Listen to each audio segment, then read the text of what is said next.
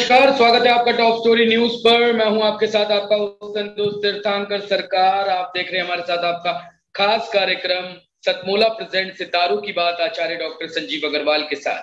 दर्शकों, जैसा कि पता है आप लोगों को, रोजाना हम आप लोगों के लिए नित नई जानकारियां लेकर आते हैं। जानकारियां ऐसी जो आपके जीवन पर एक सकारात्मक प्रभाव डालती है।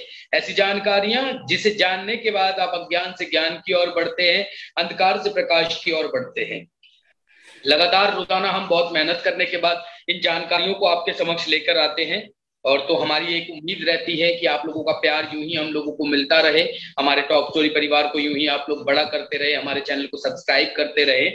अगर आप लोगों की कुछ राय है तो हमें आप लोग भेज सकते हैं। अब बात करते हैं, आज हम, जैसे कि कल हमने आपको बताया था कि आज हम आपको बताएंगे 33 कोटि हमारे यहाँ देवी देवताओं के बारे में कि आखिर 33 कोटि देवी देवताओं के विषय में क्या है।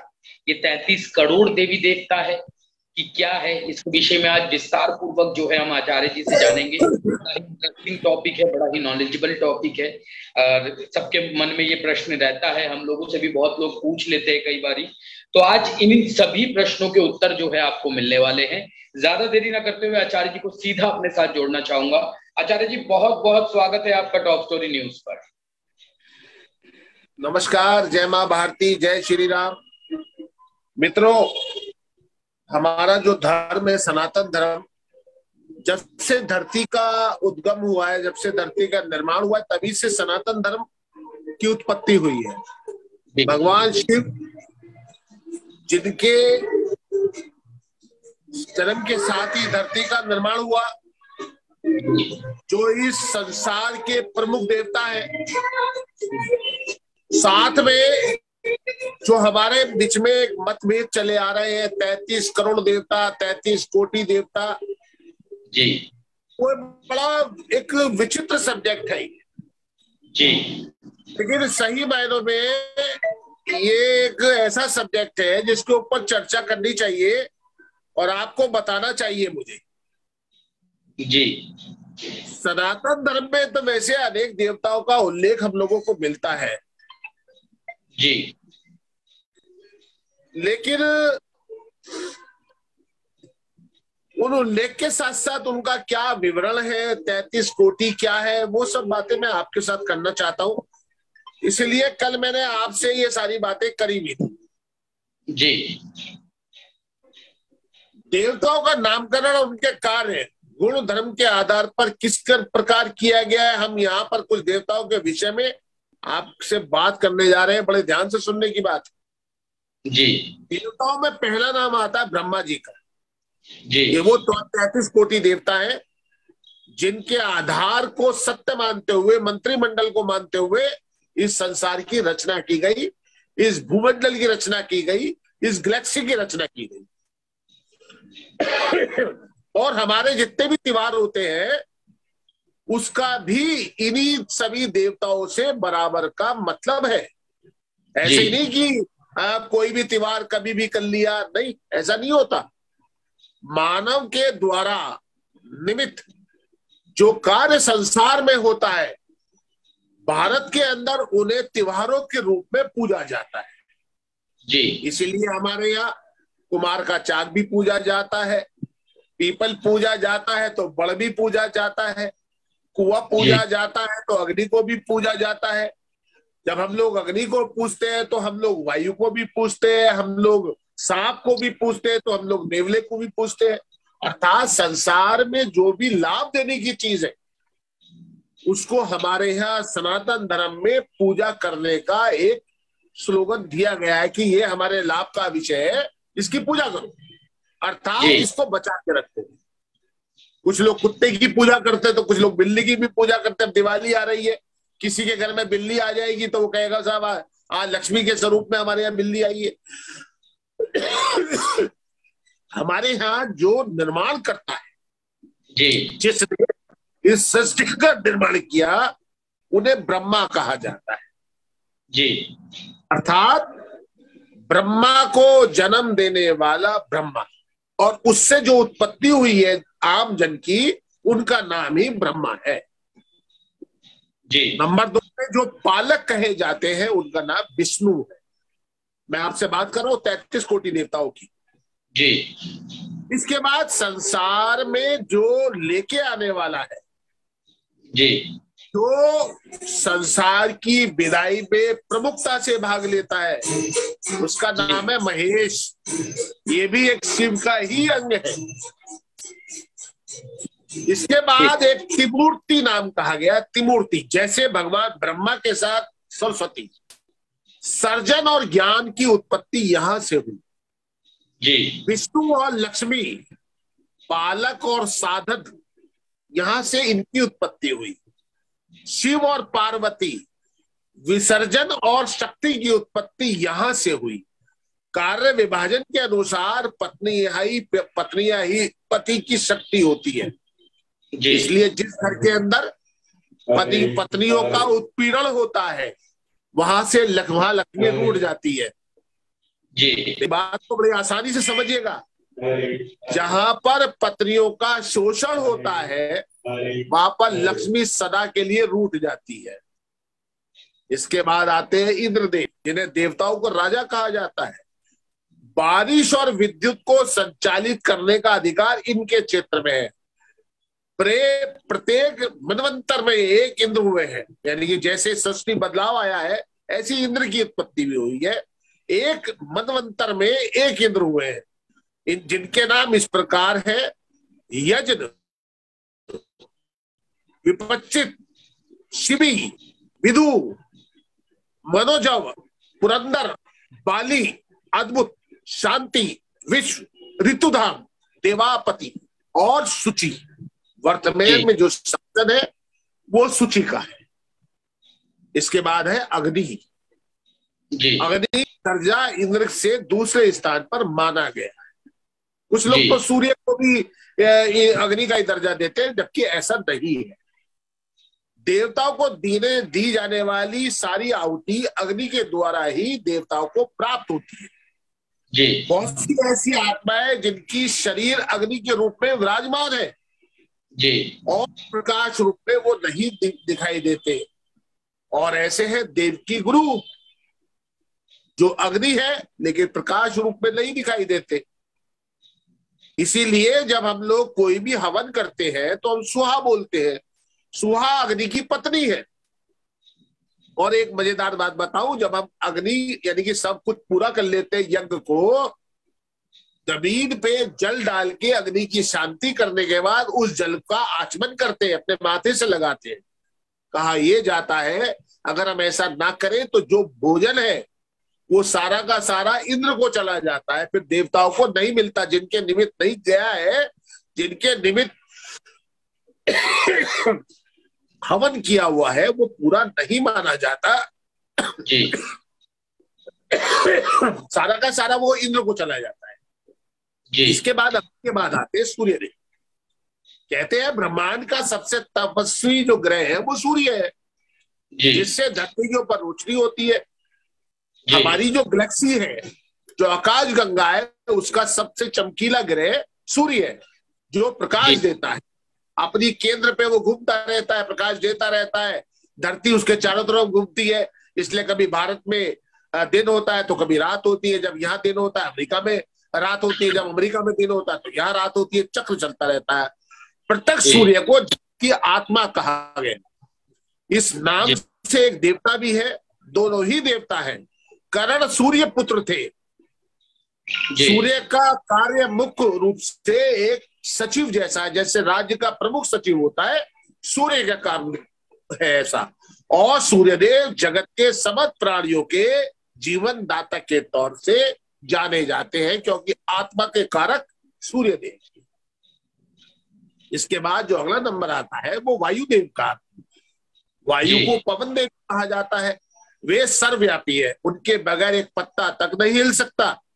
और बिना वायु के सृष्टि का समस्त जीवन क्षण भर में नष्ट हो सकता है। पवन देव के अधीन रहती है जगत की समस्त माई। ब्रह्मांड में जितनी भी वायु है, शरीर में जितनी वायु है, उसका सबका तात्पर्य पवन देव से आता है जी। इसके बाद वरुण देव। वरुण देव का जल जगत पर शासन है। उनकी गणना देवों और दैत्य दोनों में की जाती है। वरुण को बर्फ के रूप में रिजर्व स्टॉक रखना पड़ता है। ये जो जितने भी ग्लेशियर या और चीजें देख रहे हैं, नदी जम जाती है, पहाड़ों पे बर्फ इकट्ठी, ये सारा काम वरुण का है, क्योंकि वो चाहता है संसार में सबको साफ पानी मिलता रहे। हालांकि समुद्र का जल भी देवता वरुण के ही अधीन आता है जी, लेकिन जितना दुनिया को साजना, संवरना, नहाना, धोना और कार्य करना सब वरुण देव के अधीन आता है।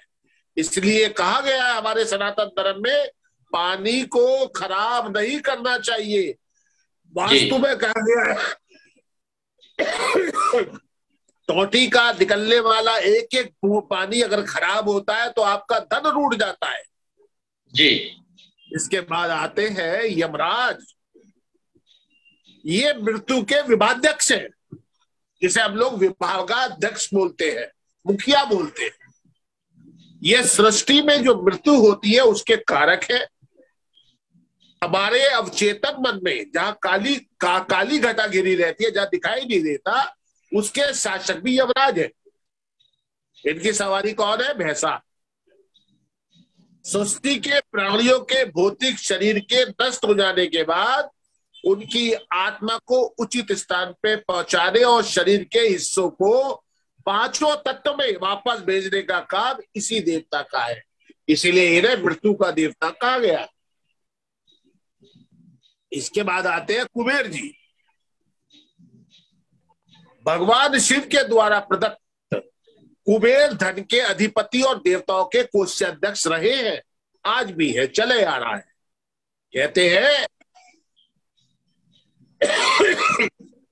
आदमी अपने कर्मों से या कहे सदकर्मों से कुबेर का भी अधिकार प्राप्त कर सकता है। जैसे हमारे आजकल अंबानी, अडानी वगैरह, टाटा, बिरला, ये सारे आज देश के कुबेरी तो है जी। इसके बाद आते हैं मित्र देवता। मित्र देव और गण देवों के बीच संपर्क का कार्य करते हुए ईमानदार मित्रता और व्यवहारिक संबंधों में प्रतीत देवता है, अर्थात हमारे मन की कोशिकाओं में, हमारी सोच के अंदर जो देवता वास करते हैं उसको मित्र देवता बोलते हैं। और इन्हीं मित्र देवता से हमारी सोच के अंदर हमारा विकास होता है, अच्छे बुरे की पहचान होती है, समाज को जानना, परिवार को जानना, दोस्तों को जानना, इसी सोच से पैदा होता है जी। के बाद आते हैं कामदेव। देखा जाए तो कामदेव को भगवान शिव ने भस्म कर दिया जी, लेकिन उसके बाद में क्या हुआ है वो मैं आपको बताता हूं, बड़ा इंटरेस्ट आएगा आपको।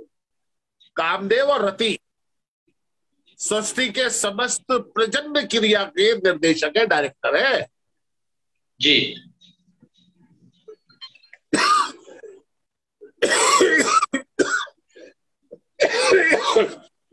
उनके बिना सृष्टि की कल्पना ही नहीं की जा सकती।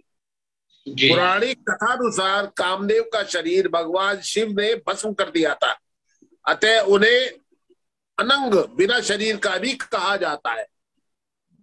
इसका अर्थ यह है कि काम एक भावना मात्र है और बौद्धिक वजूद नहीं होता, अर्थात ये हमारी सोच से उत्पन्न होने वाली क्रिया है जी। इसके बाद ये आदिति और दिति।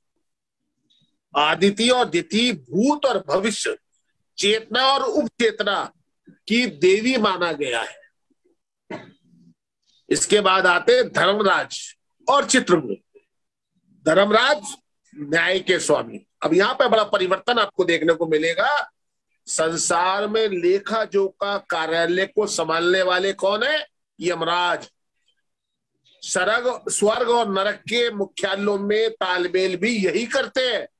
और चित्रगुप्त क्या करते हैं? इनका लेखन का कार्य करते हैं, किसने क्या पाप किए, किसने क्या पाप नहीं किए। ये और बात एक मजे की, चित्रगुप्त के द्वारा ये निमित्त है, अगर हम किसी का बुरा सोचे, दूसरे को तो नहीं पता, सरकार को तो नहीं पता, अगर हम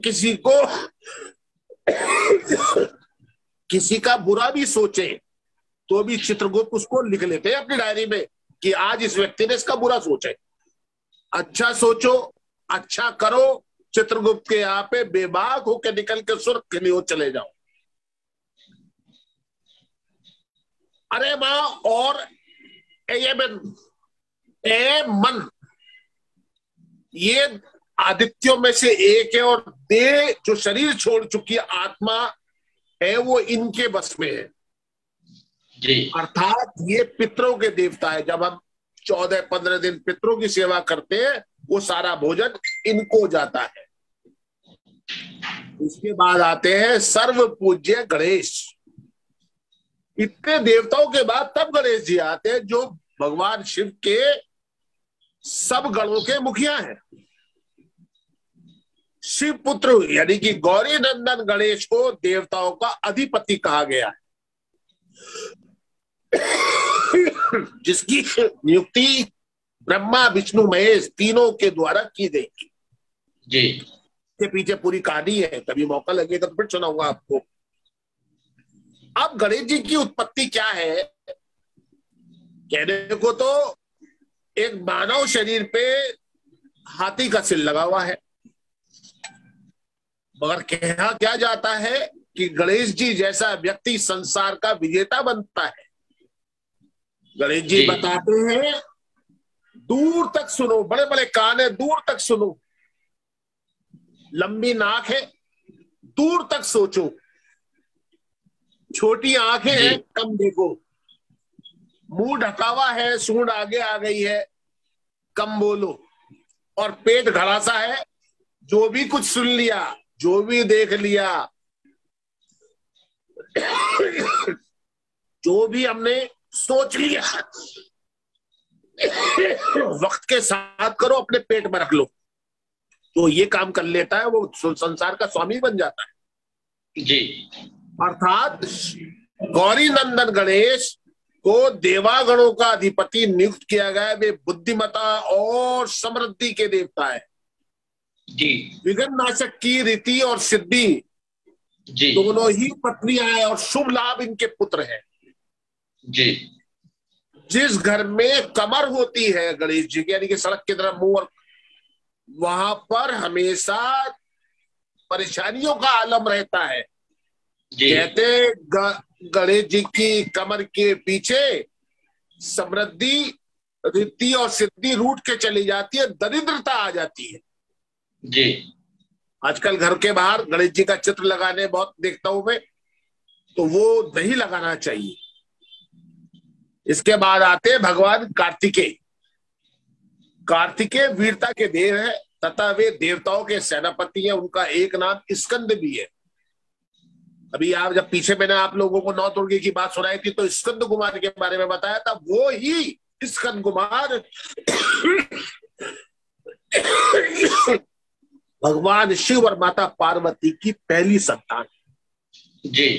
उनके पास सिरे और ज्योतिष के स्वामी भी भगवान कार्तिकेय। दक्षिणी भारत में इनकी पूजा होती है। इराक सीरिया आदि स्थानों में भी जो यजदियां हैं वो इन्हीं के ताबेदार हैं, जिनको असली आजकल सिया सुनने वाले में यजदियों को मारा जा रहा है, वो कार्तिकेय को पूजते हैं। इसके बाद आते हैं संसार के पहले पत्रकार। अभी तो सरकार तो बहुत आगे तक जाएंगे। इनके जो गुरुजन है उनका नाम है देव ऋषि नारद, जिनको हर पत्रकार पूछता है जी। देवताओं के पत्रकार है। नारद देवताओं के ऋषि है, पत्रकार है और चिरंजीवी है। कहने को तो ये ब्रह्मा के पुत्र है। वे तीनों लोगों में विचरने के में समर्थ है, कहीं भी चले जाते हैं। वे देवताओं के संदेशवाहक और गुप्तचर भी है। सृष्टि में घटित होने वाली सभी घटनाओं की जानकारी देव ऋषि नारद के पास होती है और वो तीनों देवताओं तक इसको बारी बारी पहुंचाते हैं। इसके बाद आते हैं हनुमान जी, जो भगवान शिव के 11वें रुद्र, 11 स्वरूप रुद्र के अवतार है जी। देवताओं में सबसे शक्तिशाली देव रामदूत हनुमान जी अभी भी शरीर इस कलयुग में भी उपस्थित है। वे चिरजीवी है, उन्हें यह वरदान प्राप्त है। पवन देव के पुत्र कहे जाते हैं, बुद्धि और बल दोनों के देवता है और कलयुग के देवता होने का अधिकार भी हनुमान जी के पास है जी। उनका नाम लेने से ही बुरी शक्तियों और संकट का खात्मा हो जाता है। लेकिन आपको तो पता है ना यहां से नाम, दिल से नाम लेंगे, आत्मा से नाम लेंगे तो ही सुनेंगे। ये तो नाम लेते रहो क्या है। अब इसके बाद मैं आपके ज्यादा समय नहीं लूंगा, थोड़ी जल्दी बता दूंगा देवताओं के नाम का अर्थ। ईश्वर और उनके गुणों के आधार पे देववाची नामकरण किया गया, जैसे अग्नि तेजस्वी, प्रजापति प्रजा का पालन करने वाला, इंद्र का मतलब ऐश्वर्यवान, ब्रह्मा बनाने वाला, विष्णु व्यापक, रुद्र भयंकर, शिव कल्याणकारी, मातृश्वा अत्यंत बलवान, वायु वेगवान, आदित्य अविनाशी, मित्र मित्रता रखने का गुण देने वाला, वरुण ग्रहण करने वाला, अर्यमा न्यायवान, सविता उत्पादक, कुबेर व्यापक, वसु सब में बसने वाला, चंद्रमा आनंद देने वाला, बुध ज्ञान स्वरूप, बृहस्पति समस्त ब्रह्मांडों का स्वामी गुरु, शुक्र पवित्र, शनिचर सहज में प्राप्त होने वाला, राहु निर्लिप्त, केतु निर्दोष, निरंजन काम रहित, धर्मराज धर्म का स्वामी, गणेश प्रजा का स्वामी, यम फलदाता, काल समय रूप, शेष उत्पत्ति और प्रलय से बचा हुआ, महादेव भोले शंकर कल्याण करने वाले। तो दोस्तों ये है हमारे 33 कोटि देवता। पूरा ब्रह्मांड इनकी शक्ति के आगे रुका हुआ है। सभी लोग जानते होंगे यदि हम लोग आत्मा से स्वच्छ हो जाए तो ईश्वर प्राप्ति बिल्कुल संभव है, मगर आत्मा से आज के युग में पवित्र होने में हमको अपनी मन के ऊपर कंट्रोल करना पड़ेगा। और मन साधे तो सब सधे, मन साधे तो सब सधे। ये मन ही तो बस में नहीं रहता। बस एक चीज और भी आपको बताने जा रहा हूं, कार्तिक का महीना चल रहा है। कार्तिक का महीना भगवान विष्णु और तुलसी जी को दिया जाता है। कहते हैं तुलसी जी पे एक दिया जलाने से हमारे मन के ऊपर कंट्रोल करने की शक्ति आती है, साथ ही इस मौसम से लड़ने की शक्ति भी आती है। जी अभी 19 नवंबर 2021 पूर्णमासी का दिन है और उस दिन गंगा स्नान भी है। देव स्नान बोला जाता है, देव दिवाली बोला जाता है। उस दिन चंद्र ग्रहण पड़ने वाला है, आंशिक चंद्र ग्रहण होगा। जी इसका प्रभाव भारत में नहीं होगा, लेकिन उसके बाद भी जो महिलाएं गर्भ से हैं जी उन्हें सावधानी बरतनी चाहिए। जी उन्हें अपने पेट पर, अपनी कमर पे गेरू का लेप लगा के रखना चाहिए, तभी उनकी संतान ठीक रहेगी। अर्थात अपनी संतान की सुरक्षा उनको रखनी पड़ेगी। ये जो ग्रहण पड़ेगा वृश्चिक राशि में पड़ेगा और कृतिका नक्षत्र में। इसका जो सबसे ज्यादा असर होगा वो वृषभ राशि पे होगा। ये बात आज मैं इतने दिन पहले इसलिए बता रहा हूं आपको कि आप कहेंगे साहब हम भूल जाएंगे। कार्तिक का महीना भगवान विष्णु को जाता है। आप अपने घर में उबले हुए चावल पक्षियों को जरूर डालें। जी हो सके तो वृश्चिक राशि वाले चावल के ऊपर बूरा डाल के गाय को खिलाएं। इससे उनका जो परेशानी आने वाली है वो टल जाएगी। जी हमारा एक ही मतलब है, हम चले ज्ञान की ओर। टॉप स्टोरी यही तो कहता है, हम चले ज्ञान की ओर। जी अच्छा। और इस दिन मंदिर बंद नहीं होंगे, कोई ऐसा कुछ नहीं होने का कि शहर में सन्नाटा आ जाए। जितने भी ग्रहण पड़ते हैं ये भगवान का दिया हुआ प्रसाद है। हर पूर्णमासी को चंद्र ग्रहण होता है और अमावस्या को सूर्य ग्रहण होता है। इस साल ग्रहण पड़ चुका है, अब ये ग्रहण है, बस ये लास्ट ग्रहण होगा नवंबर में। इसी के साथ मैं ये वाला टॉपिक यही समाप्त करता हूं। जैसे अब सरकार कहेंगे वैसे करेंगे।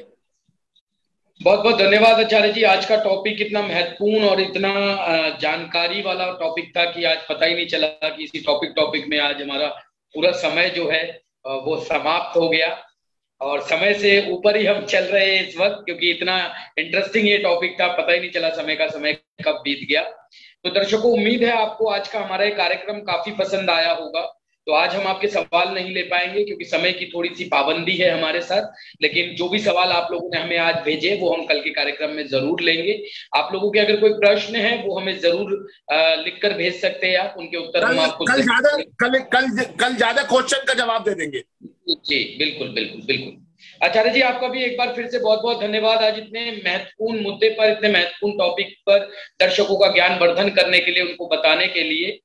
तो दर्शकों, हमारी इस वीडियो को ज्यादा से ज्यादा साझा कीजिए ताकि ज्यादा से ज्यादा लोग इसे देखें और ज्यादा से ज्यादा लोग इससे ज्ञान प्राप्त कर पाए। कहीं मत जाइएगा, बने रहिएगा खबरों में। फिर मिलेंगे कल होली अष्टमी पे बनाएंगे। जी जी बिल्कुल बिल्कुल। कल आपको जानकारी जो है अभी अष्टमी की जानकारी हम लोग देंगे, और कहीं मत जाइएगा, हमारे साथ बने रहिएगा। ज्यादातर इन खबरों को पढ़ने के लिए लॉग इन कीजिए www.topstory.online। फिर मिलेंगे कुछ नई जानकारियों के साथ, तब तक के लिए देखते रहिए सतमोला प्रेजेंट सितारों की बात आचार्य डॉक्टर संजीव अग्रवाल के साथ। धन्यवाद। जितना जी